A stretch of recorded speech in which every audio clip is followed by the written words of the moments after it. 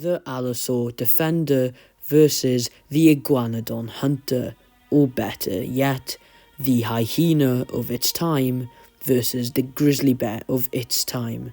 This is the Ceratosaurus versus the Baryonyx, and I hope you all enjoy. Hello everybody, my name's Unroarable or Unroarable2468, and before we hop right into the video, please remember to like and subscribe and to share, as it really does help out the channel, and to comment, as any comments will be put into consideration for a future video. For example, if you commented T-Rex versus Gigantosaurus, it'll most likely become a future video. It might just be down the line, or if you just want me to respond to your comment, I'll happily do so. And remember to press the link underneath this video in the comment section that will send you to a poll. That poll decides on which videos I do in the future, or you could just click onto my channel, head on to posts, and there you will find the same poll.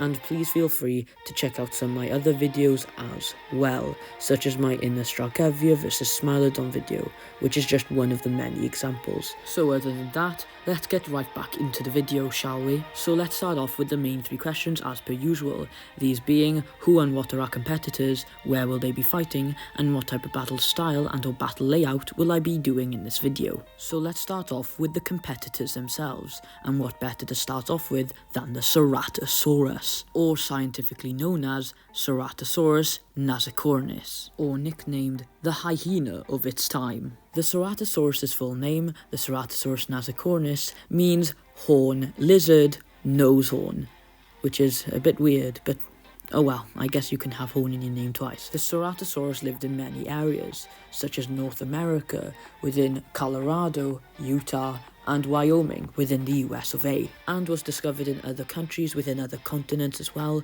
such as Portugal within Europe and Tanzania within Africa, although the Tanzanian specimens are a bit unreliable as it isn't for sure a Ceratosaurus, but if it isn't Ceratosaurus, it's most likely a close relative or another Belisaurid, which is a family of carnivorous theropods that lived during the Mesozoic era, while Ceratosaurus in particular lived during the late Jurassic, approximately 152 to 145 million years ago, and lived in ecosystems such as fern savannas, wooded floodplains, and river systems within the US of A, and likely lived in similar areas in other countries that it also lived in, this being Portugal and Tanzania. We also know that the Ceratosaurus would be in the middle or higher areas of the food chain, with the Ceratosaurus only being threatened by its own species, as well as allosaurs, which were quite common at the time, as well as the rare and or occasional Torvosaurus.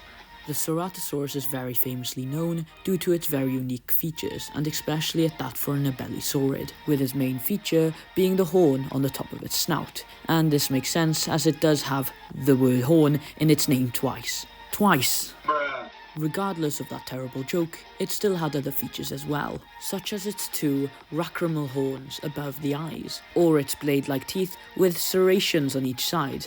These serrations are called carinae. These teeth would have helped it grip its prey, as well as slashing through their skin simultaneously. It kinda reminds me of another predator.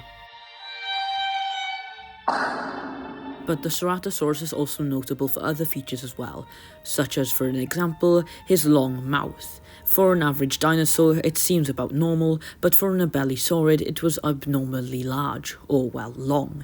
It also had osteoderms going down its back, and whilst it only had one line of osteoderms, it still would have helped it have good defense and durability against other animals in its ecosystem. It also had surprisingly long arms compared to other Belisaurids, although it wouldn't have helped it at all as they were just longer due to it being an earlier version of the Belisaurid, not because it had evolved longer arms for any other particular reason. It also had dense bones, suggesting that it may have lived in the water at times, although there is no other evidence suggesting this, other than the fact that it used to live in places like wooded floodplains and river systems. And it also has no evidence of being that much of a fast runner compared to its Belisaurid family. Hey, Editing Unroarable here, and I'm here to tell you that I was wrong. The Ceratosaurus is not an Belisaurid. It is actually a Ceratosauridae, which contains two families within, these being the Belisaurids and the Ceratosaurids, and I can imagine you know which one the Ceratosaurus is within. Yeah, the Ceratosaurids. So whilst they are closely related, they are not directly, well, related.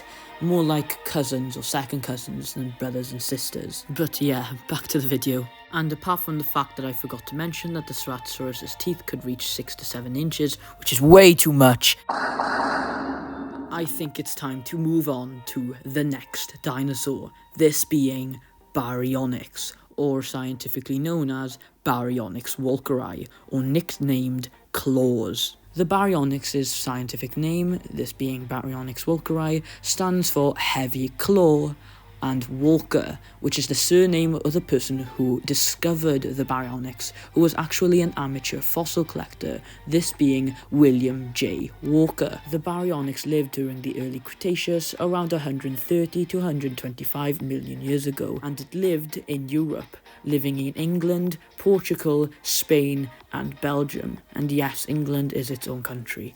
The Baryonyx lived in warm, swampy, fluvial environments that contained rivers, lagoons, marshes, and obviously swamps. The Baryonyx lived in a group called the Spinosauridae, which contained two subgroups on the inside, these being Spinosaurids and Baryonychids.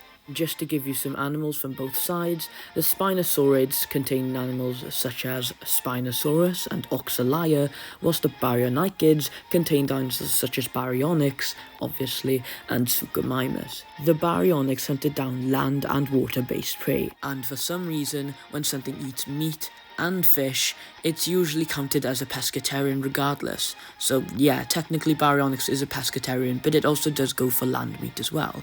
Or, well, land prey. But how do we know this? Well, we've actually found the stomach and the stomach content of one Baryonyx, and within this stomach content, we actually found fish bones as well as iguanodon bones, meaning that the Baryonyx was an opportunist, or probably was able to hunt on land as much as it was able to fish in the water. But Baryonyx did have one main competitor.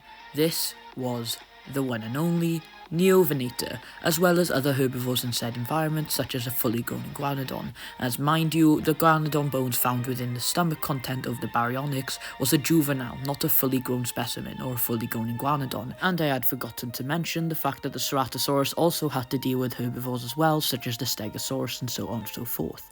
Now back to the Baryonyx. Baryonyx had long, conical, serrated teeth, perfect for catching fish. But the interesting part about Baryonyx and some other Baryonychids is the fact that they have slightly curved teeth, curving backwards of course, meaning it could also hunt on land as well. Whilst it would be less efficient than this, it would still be doable, even if it had a long crocodile-like snout. And whilst we're going on about the skull area, the Baryonyx also had its nose near the top of its head, closer towards its eyes than the tip of its snout.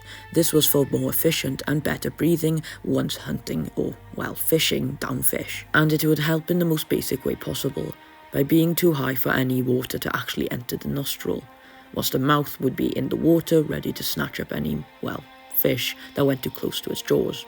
And just like its other Spinosauridae relatives, it also had a hump on its back. Now this hump was so low, it was highly unlikely that it would have used it to help it swim or to intimidate, although the intimidation and display could very well be a possibility.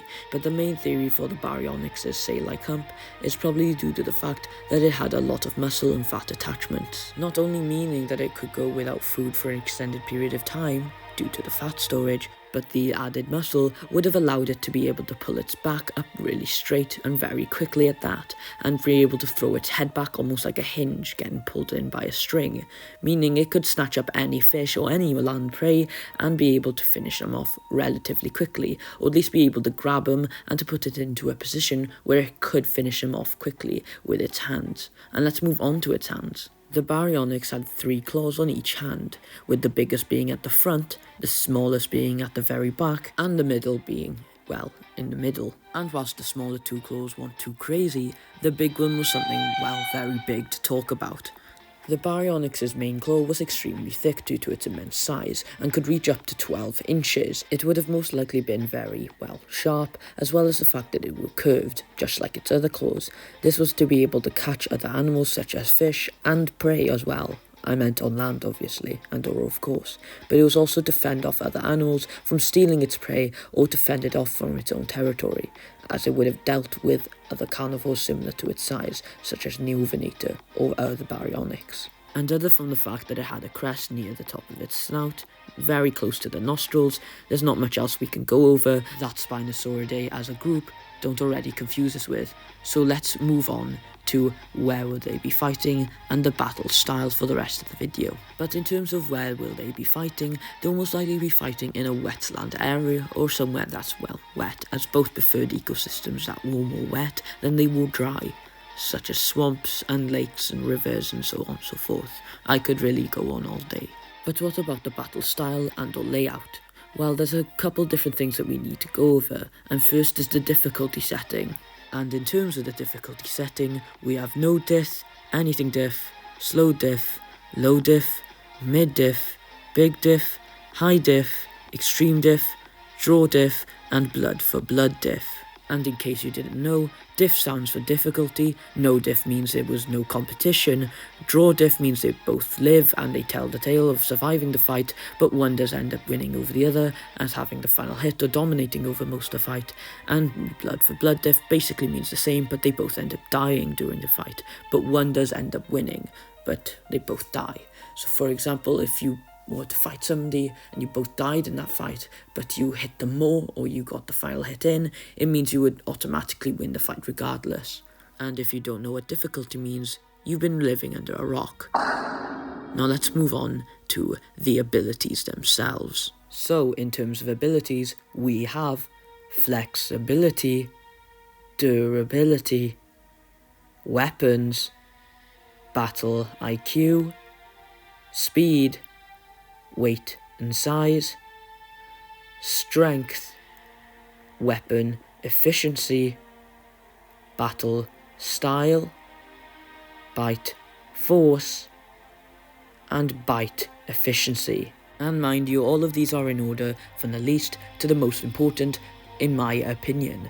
So flexibility is the least important in this battle, but bite efficiency matters the most. And everything else in between also falls into order as well. So please remember to like and subscribe and to share, as it really does help out the channel, and to comment, as any comments will be put into consideration for a future video, or if you just want me to reply, I'll happily do so. And please click the link below the video, and that will send you to a poll. That poll decides on which videos I do in the future, or you could just head onto my channel, click onto posts, and there will be the exact same poll. And now I hope you'll grab a snack and enjoy the rest of the video. Flexibility. Who takes flexibility? Well, this might just be closer than you think. Whilst the Ceratosaurus isn't the most flexible, it still had dense bones, which leaves us to believe that it may have gone into the water. And to be a water creature, or at least partially in the water at times, you need to have some form of flexibility. But the Baryonyx probably spent more time in the water than the Ceratosaurus, and has a naturally more flexible body plan, meaning that flexibility goes towards the Baryonyx. Durability. Who takes durability? Well, this is actually a little less close than you'd think. Whilst the Ceratosaurus does have more means of defense, such as horns, crest, as well as the fact that, well, he has osteoderms going down his back, he's actually quite a bit smaller, which does mean that the Baryonyx is going to have a lot more muscle mass and fat, which means he's naturally going to be a lot harder to get to or get through than the Ceratosaurus would be. So durability goes to the Baryonyx. Weapons. Who takes weapons? Well, there's two things we need to go over really quickly. Weapons are not abilities. Abilities is what you can do with a weapon. The weapon itself is a weapon. And second of all, we'll only be counting weapons that could actually help in the fight. So for example, the Ceratosaurus's tiny little arms with 5 claws each, making him have 10 claws, is not going to count due to the fact that they're basically useless. But the Baryonyx, on the other hand, will count. So let's get right into it, shall we? The Ceratosaurus has a nasal horn, 2 macromal crests on the top of its head, as well as its osteoderms on its back, as well as its mouth, whilst the Baryonyx also has a mouth and a crest on top of its head, alongside 6 claws. But who has more weapons? Well, it seems that the Baryonyx has more weapons due to the fact that he has claws and actual functioning hands that could actually do something during a battle. So taking weapons is the Baryonyx. Battle IQ. Who takes battle IQ?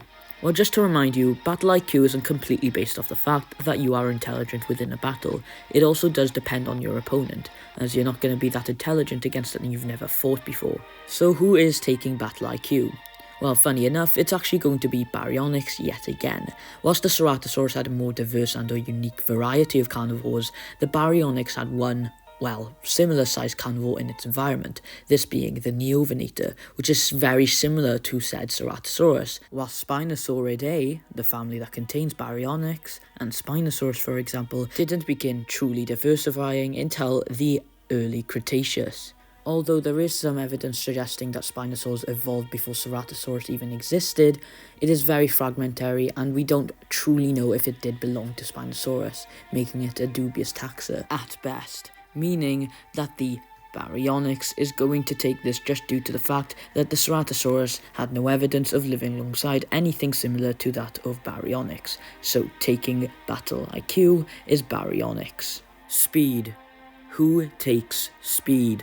Well, the Ceratosaurus had a max speed of 48 km per hour in short bursts, whilst Baryonyx has no estimated speed. But based off the build of these two animals, it's safe to assume that Ceratosaurus could be faster due to it being lighter and being more adapted towards life on land. So, taking speed is the Ceratosaurus. Weight and size. Who takes weight and size? Really, it just matters about the weight, but I just include it just in case they have similar weights and then we have to go off size to compare who's bigger. While the Ceratosaurus has a max weight of 1.22 tons, whilst the Baryonyx has 2 tons to its name, which means taking weight and size is the Baryonyx. And the Baryonyx will slash you with its big claw if you don't remember to like and subscribe and to share, as it really does help the channel, and remember to comment, as any comments will be put into consideration for a future video, or if you just want me to reply to your comment, I'll happily do so. And please remember to press the link below the video, as it will send you to a poll. That poll decides on which videos I do in the future, or you could just head onto my channel, press onto posts, and there will be the exact same poll. Now I hope you enjoyed the rest of the video. Strength. Who takes strength? Well, this isn't really that hard of a question to answer. Whilst yes, the Ceratosaurus is very impressive in terms of strength, and due to him being, well, more suited to land, he's going to have some advantages over the Baryonyx. But the Baryonyx just overall weighs a lot more, and he's going to have more natural strength than the Ceratosaurus. But the Ceratosaurus does have a more muscle-thick jaw, but then the Baryonyx also has more muscle attachments to the back, as well as arms that are a lot more stronger and bigger than the Ceratosaurus is. So I think it's clear to say, or safe to say, that the Baryonyx takes strength. Strength goes to the Baryonyx. Weapon efficiency. Who takes weapon efficiency? Well, we're really only looking at one thing here in terms of weapons, that they're both pretty equal, and it's the durability backed up behind the weapon itself. And the Ceratosaurus is almost built for this category, as its horns are very built into its skull as well as its crests, and that's without mentioning its skull, which is made to, well, hold stress, or take stress from other animals trying to struggle. Whilst the Baryonyx only has a couple of things, this being his hands and his, well, teeth, as well as his crest and everything. So yeah, we went over earlier that the Baryonyx does have some more weapons, but what we didn't go over is how well their durability is behind it. But I have already stated that the Baryonyx does have better durability, so how does the Ceratosaurus have better weapon efficiency if it is just really about the durability behind the weapon? Well, it's because the Ceratosaurus has horns and other keratin-like structures, and whilst the Baryonyx also has keratin-like structures, like for example his claws and his teeth, just like the Ceratosaurus, it is connected via limbs, like arms for example, while Ceratosauruses are more built into the skull, so that's why I'm giving weapon efficiency to the Ceratosaurus. Battle style. Who takes battle style? Well, in this particular case, I'm going to have to give it to the Ceratosaurus, whilst it is most likely going to lead in with its horn, its head, and its crest, which may seem bad at first as the Baryonyx has arms and, well, its own set of teeth. The Ceratosaurus has a bulkier build made for ramming, whilst the Baryonyx doesn't, and if the Baryonyx tried using its arms, it has a risk of them being bitten off. So that's why I'm giving battle style towards the one and only Ceratosaurus. Bite force and bite efficiency. Who takes bite force and bite efficiency? I've put these both together as it just goes to the same animal, and I don't want to waste your time on any more of my video. So let's get right into it, starting off with the Ceratosaurus. The Ceratosaurus had a bone-crushing bite and would have latched onto predators or prey and just crushed them with its teeth. That was kind of its whole thing, which, I mean, it worked, so what else can you say? It had a max bite force of 611.6 kg, whilst the Baryonyx had a more, well, grippy-like technique. I mean it in the literal sense that it would bite onto its opponents and grip them whilst its arms would do the most of the work. It would have also had slight tearing and or slicing motion, but that's around it. And having a bite force of 348.3 kg, which is very respectable and high for that of a Spinosaur, it meant that it was roughly almost half the amount of the Ceratosaurus, obviously being a bit more than that, but you get what I'm trying to say. The Ceratosaurus clearly had the more efficient bite force and the more efficient bite style, as it wouldn't try to grip onto its prey to let other things attack. It would just, well, slice them in half, or crush them in half with its jaw, or try to rip off any limbs possible by just purely crushing them off. So taking bite force and bite efficiency with relative ease, it's gonna have to go towards the Ceratosaurus. And the Ceratosaurus will chomp you in half if you don't remember to like and subscribe and to share, as it really does help out the channel, and to comment, as any comments will be put into consideration for a future video, or if you just want me to reply to your comment, I'll happily do so. And please remember to click the link below the video, as it will send you to a poll. That poll decides on which videos I do in the future, or you could just click onto my channel, head over to posts, and there will be the exact same poll. Now I hope you enjoy the answer towards this question, being who would win between the Ceratosaurus and Baryonyx. So enjoy. So who wins? Who wins between the Ceratosaurus and the Baryonyx? Well, the Baryonyx had 6 out of 5 abilities, these being flexibility, durability, weapons, battle IQ, weight and size, and strength, whilst the Ceratosaurus took 5 abilities, which is very respectable, these being speed, weapon efficiency, battle style, bite force, and bite efficiency. But due to the Baryonyx having 1 more ability than the Ceratosaurus, it means that the Baryonyx wins, in my opinion. But by how much does the Baryonyx win? Well, to be completely honest, this is quite an equal match, but the Baryonyx is going to bully the Ceratosaurus in most of the fight, as he is just bigger, but the Ceratosaurus, when it does land a blow, is going to land a seriously critical and or injuring blow.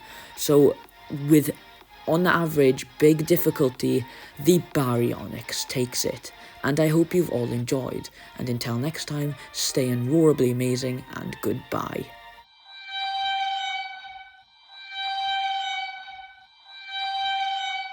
Next time, on Unroarable 2468, the water gliding Baryonyx will be going up against the water controlling Baryonyx.